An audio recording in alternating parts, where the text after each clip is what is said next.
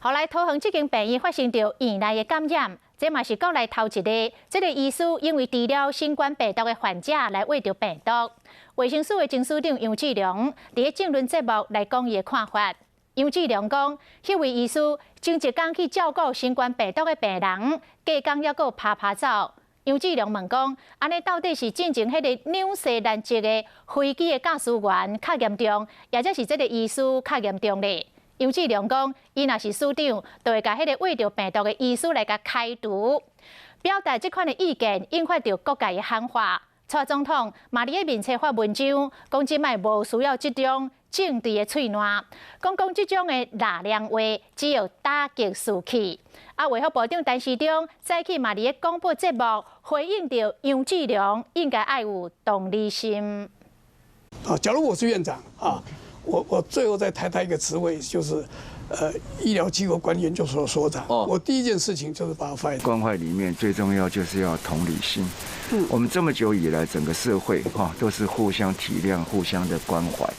医师防卫着，就惊讲影响到医护人员的士气，但是中伫广播节目再三为前线的人员加油，连总统蔡英文嘛伫面前顶面写讲，处时处刻，咱无需要政治喙烂，无需要着急要责备这医护人员，更加无需要用开除医师这款的风凉话来打击前线的士气。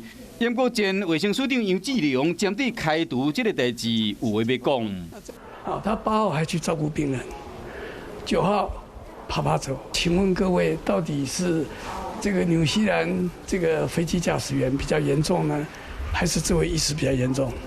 在第一线在作战，那而染疫，这两个情形是完全不能这样，没有办法相提并论。我用这两个来比较，那真的是有一点离谱了。强调讲，不是两种标准，这是两种案件发生的状况无同款。面对广播节目主持人周玉蔻早伫1月12日节目中讲到疫调的细节，但是这种态度又阁无啥同款。我们也不是 NCC， 我们要管。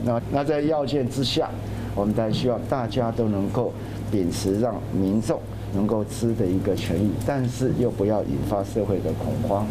强调讲，不是恶意造成恐慌都不要紧。不过面对愈来愈严重的疫情，到底这个消息的公布的标准是啥物？指挥中心、医院都要让大家有一个明确的范围。